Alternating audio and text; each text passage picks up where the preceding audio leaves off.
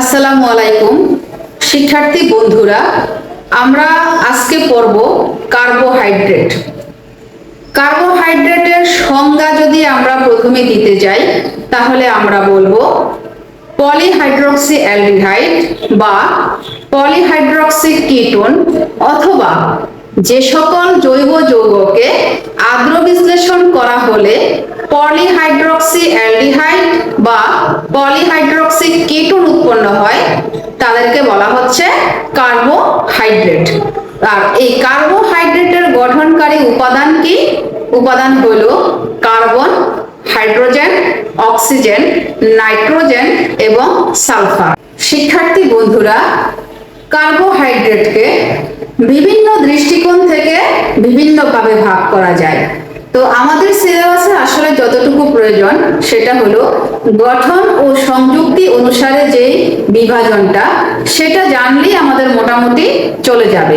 তো গঠন ও সংযুক্তি অনুসারে কার্বোহাইড্রেট হচ্ছে তিন প্রকার। কার্বোহাইড্রেট তিন প্রকার।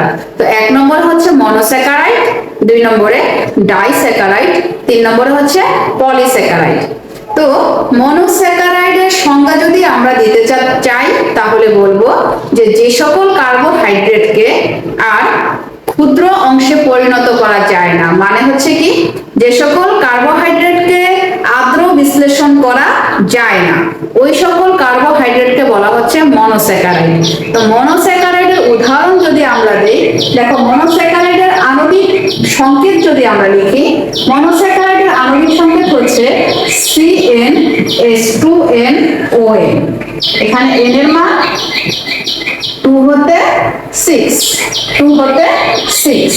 এবার যদি আমরা এর উদাহরণ দেখি তাহলে একেবারে পরিচিত যে কার্বোহাইড্রেট সেটা হচ্ছে গ্লুকোজ। তার আণবিক সংকেত C6H12O6। তারপরে আছে ফ্রুক্টোজ। এটারও আণবিক সংকেত C6H12O6। তারপরে আছে জাইলোজ।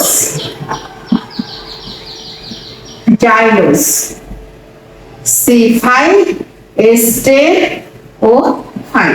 এরা হচ্ছে মনোস্যাকারাইডের উদাহরণ। ডাইস্যাকারাইডের সংজ্ঞা যদি আমরা দেই তাহলে আমরা বলবো যে সকল কার্বোহাইড্রেটকে আদ্র বিশ্লেষণ করলে দুই অণু মনোস্যাকারাইড পাওয়া যায় ওই কার্বোহাইড্রেট গুলিকে বলা হচ্ছে ডাইস্যাকারাইড। ডাইস্যাকারাইড সমূহের আণবিক সংকেত হলো C12H22O11। C12H22O11। ডাইস্যাকারাইডের উদাহরণ হলো মাল্টোজ,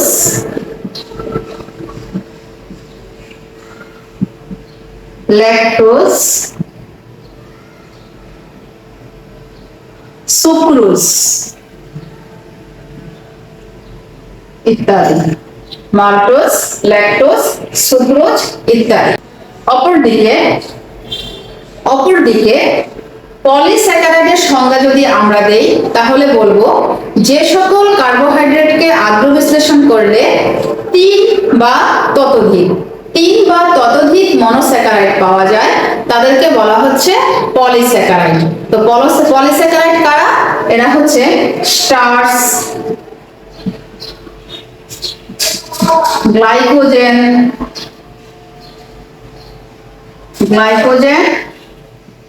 এরপরে হচ্ছে স্টার্চ, গ্লাইকোজেন, সেলুলোজ ইত্যাদি। শিক্ষার্থীরা, আমরা দুটি মনোস্যাকারাইডের আণবিক সংকেত লিখলাম। একটা হচ্ছে কি গ্লুকোজ আর একটা হচ্ছে ফ্রুক্টোজ। তো দেখো এই যে গ্লুকোজের এখানে কি আছে? অ্যালডিহাইড মূলক। আর কার্বন হচ্ছে একটা, দুইটা, তিনটা, চারটা, পাঁচটা, ছয়টা। এটাকে বলা হয় অ্যালডোহেক্সোজ।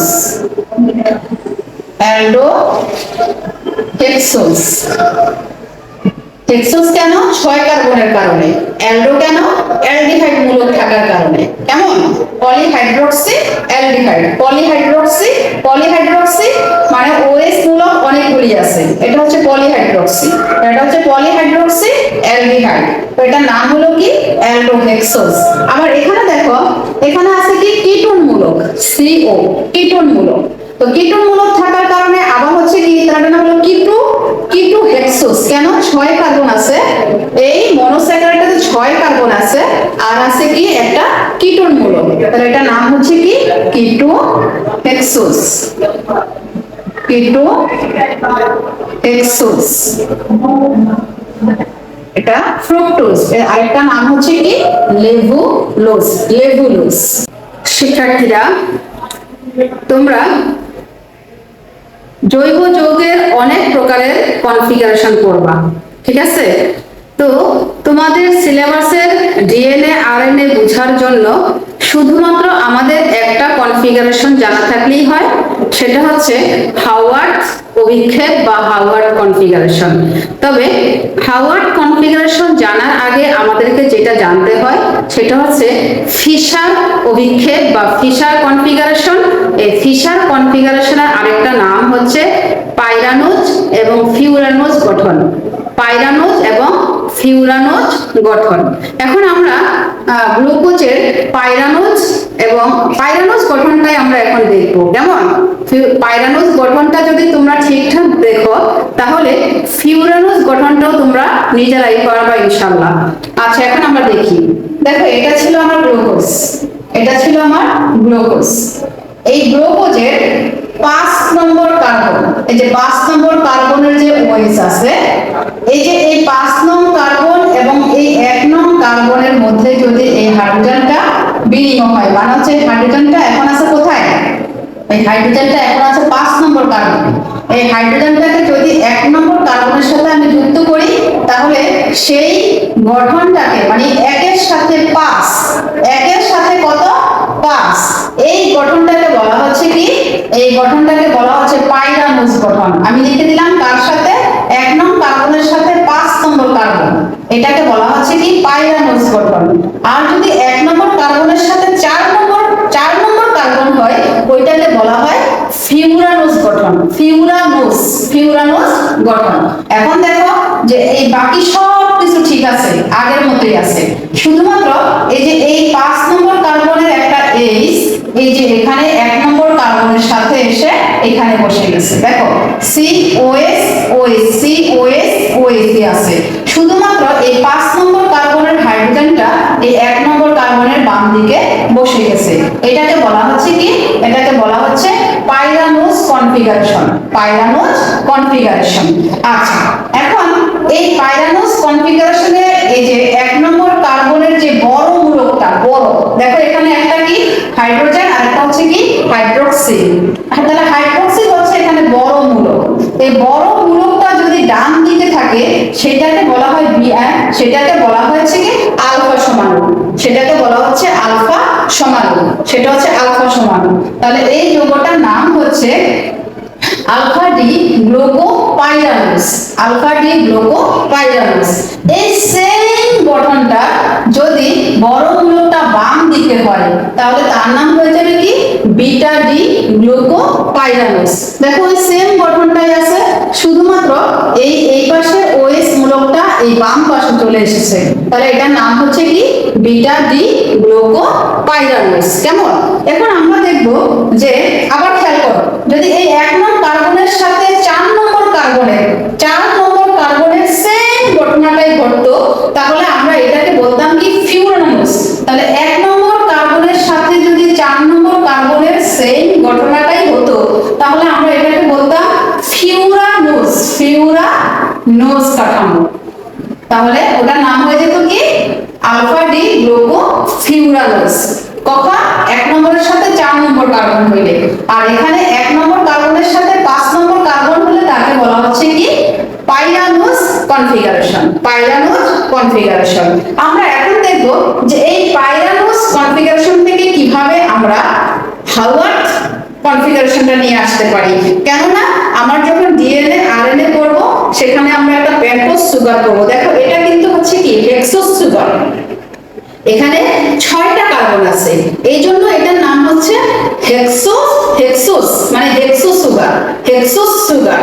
আর এখানে অ্যালডিহাইড গুলো এই জন্য হচ্ছে কি অ্যালডোহেক্সোস সুগার, এটার নাম। তো আমাদের যে ডিএনএ আরএনএ সেখানে আমরা করব পেন্টোজ সুগার, পেন্টোজ, তাহলে সেখানে থাকবে 5 কার্বন বিশিষ্ট রাইবোজ, 5 কার্বন বিশিষ্ট রাইবোজ। তবে সেখানে থাকবে কি গঠন, থাকবে হচ্ছে হাওয়ার্ড কনফিগারেশন। তো এই জন্য আমরা এখান থেকে যে এই পাইরানোস বা ফিউরানোস কনফিগারেশন থেকে কিভাবে আমরা হাওয়ার্ড কনফিগারেশনটা আনতে পারি সেটা এখানেই আমরা এখন দেখব। ডিয়ার স্টুডেন্টস, এখন আমরা দেখব যে এই গ্লুকোপাইরানোস কাঠামোকে কিভাবে আমি হাওয়ার্ড কনফিগারেশন বা হাওয়ার্ড অভিক্ষেপে কনভার্ট করতে পারি। দেখো, এটা হচ্ছে আমার একটা হেক্সোস কাঠামো, হেক্সাগন, কেমন? তো এখানে কি হবে দেখো, একেবারে সোজা, ব্যাপারটা একেবারে সোজা।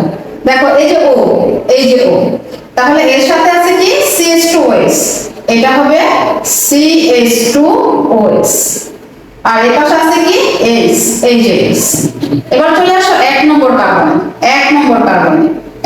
কার্বনের ডান দিকে কি, ডান দিকের মূলকটা হয় সব সময় নিচে আর বাম দিকেরটা হয় হচ্ছে উপরে, কেমন? তাহলে ডান দিকে কি OH, বামে কি H, ডান দিকে H, বামে OH, তারপরে কি হলো ডান দিকে OH আর এখানে H। তাহলে এটা নাম হলো কি হাওয়ার্ড সংশ্লেষণ বা হাওয়ার্ড কনফিগারেশন বা হাওয়ার্ড অভিক্ষেপ। দেখো আবারও বলছি, তোমাদের ডিএনএ এবং আরএনএ পড়ার সময় কিন্তু আমার পেন্টোজ সুগার, এটা হচ্ছে হেক্সোস সুগার, তো এটা হচ্ছে মানে এটা হচ্ছে ষড়ভুজ, তখন হয়ে যাবে কি, তখন হয়ে যাবে পঞ্চভুজ, এইটুকুই ডিফারেন্স, আর কোনো তেমন ডিফারেন্স নেই। তাহলে এটার নাম হলো কি এখন আমার alpha D glucose, alpha D glucose, alpha D glucose. Same ভাবে আমি এখন কি করব, এখানে বিটা ডি গ্লুকোজ রাখবো, কি সংশ্লেষণ, হাওয়ার্ড সংশ্লেষণ। তাহলে আমি আঁকি,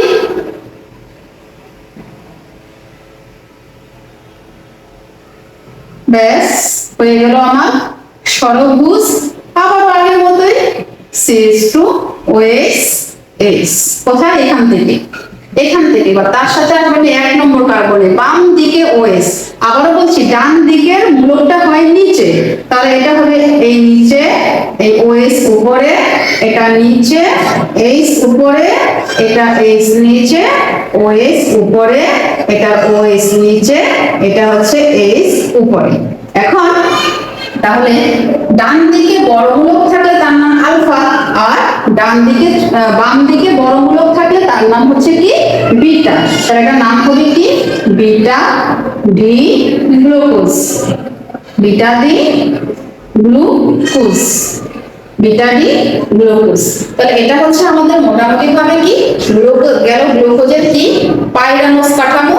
তবে পাইরানোস কাঠামোটা হচ্ছে 1 নম্বর কার্বন এবং 5 নম্বর কার্বনের মধ্যে একটা বন্ধন। আর যদি আমি বলতাম ফিউরানোস কাঠামো, তাহলে হয়তো 1 নম্বর কাঠামোর সাথে 1 নম্বর কার্বনের সাথে 4 নম্বর কার্বনের বন্ধন।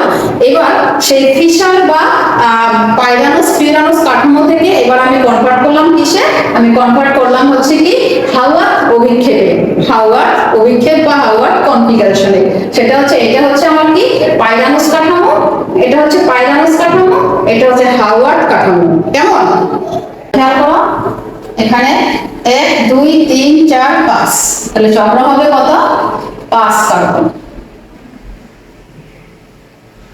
ব্যাস হয়ে গেল 5 কার্বন হয়ে গেল।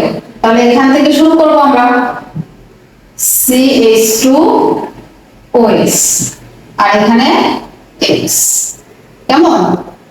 এবার 1 নম্বর কার্বনে কি OH ডান দিকে, তাহলে ডান দিকে হলে সেটা হবে নিচে, আর OH ডান দিকে, OH ডান দিকে। তাহলে এটার নাম কি, এটা হচ্ছে এই হাওয়ার্ড অভিক্ষেপ কা রাইবোজের, তাহলে এটার নাম হচ্ছে কি alpha D ribose, alpha D ribose. আচ্ছা, এবার চলে আসি তাহলে আমরা বিটা ডি রাইবোজ আঁকবো কি হাওয়ার্ড কনফিগারেশন, বিটা ডি রাইবোজের হাওয়ার্ড কনফিগারেশন আঁকবো। দেখো তাহলে আবার আগের মতো 5 কার্বন,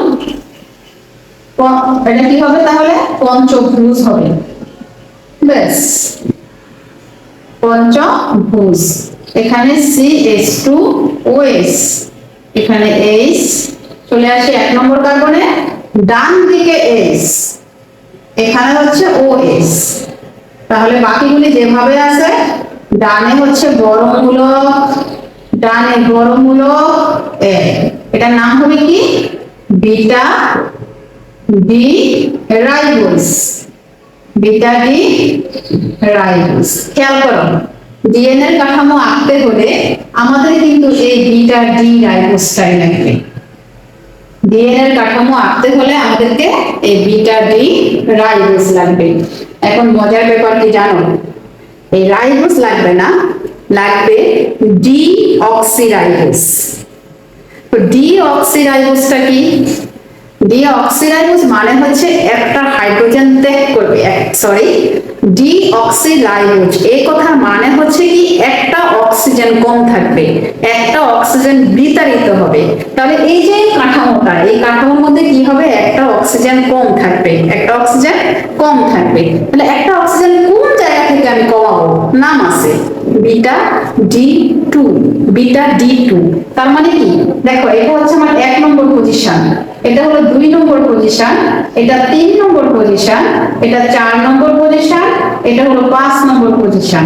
তাহলে এখানে এই যে দেখো আমি কিন্তু ইন্ডিকেট করে দিলাম, আমি ইন্ডিকেট করে দিচ্ছি, এই যে আমি ইন্ডিকেট করে দিলাম লাল কালার দিয়ে।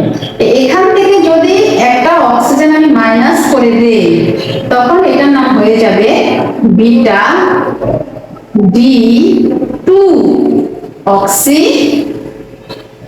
Ribose, oxyribose, beta D two oxyribose. তাহলে কি বললাম আমি, আমি যদি এই 2 নম্বর কার্বন থেকে একটা অক্সিজেন বিতাড়িত করে দেই, সরিয়ে দেই, তখন এটার নাম হয়ে যাবে কি বিটা ডি টু অক্সিরাইবোজ। মজার ব্যাপার হচ্ছে এই বিটা ডি টু অক্সিরাইবোজ সুগারটাই ডিএনএ এবং আরএনএ তৈরিতে ব্যবহৃত হয়। কেমন, ডিএনএ তৈরিতে ব্যবহৃত হয়, ডিএনএ তৈরিতে এটা কি হয় ব্যবহৃত হয়। ঠিক আছে, ওকে।